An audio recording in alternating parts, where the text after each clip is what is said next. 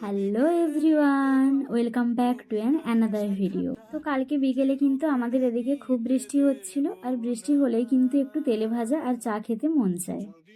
তো তার জন্যই আমি কিন্তু প্রথমে আলুগুলোকে গ্রেটারে গ্রেট করে রেখে দিয়েছিলাম। তারপর নুন হলুদ অ্যাড করে একটা গুঁড়ো মশলা দিয়ে নিলাম। গুঁড়ো মশলার মধ্যে কিন্তু ধনে, জিরে, গোলমরিচ, লবঙ্গ, দারচিনি এগুলোই ছিল। তো ওগুলোকেই ভালো করে গুঁড়ো করে মিক্স করে নিলাম। লঙ্কাও দিয়ে দিলাম, আর বেসন আর অ্যারারুট দিয়ে ভালো করে জল দিয়ে আমি মেখে নিচ্ছি। তো জলটা আমার একটু বেশি পড়ে গেছে। তো জলটা বেশি পড়ে যাওয়াতে শেষে আবারও একটু বেসন অ্যাড করে ভালো করে আমি কিন্তু মিক্স করে 10 মিনিটের জন্য ওটা ঢেকে রেখে দিয়েছিলাম। তো 10 মিনিট পর তাওয়ার মধ্যে একদম একটুখানি তেল দিয়ে চামচ দিয়ে ভালো করে চারিদিকে ছড়িয়ে নিলাম। এটা চাইলে ডুবো তেলেও ভাজতে পারতাম, বাট আমি যেহেতু কম তেলে রান্নাটাই বেশি প্রেফার করি, তাই কিন্তু আমি অল্প তেলে এগুলো ভেজে নিচ্ছি। যে 3টে দিয়েছিলাম ওগুলো কিন্তু একেবারে ভাজা হয়ে গেছে, আবারও 3টে আমি দিয়ে নিলাম। তো ওগুলো আমি খুব ভালোভাবে ফ্রাই করে নেব।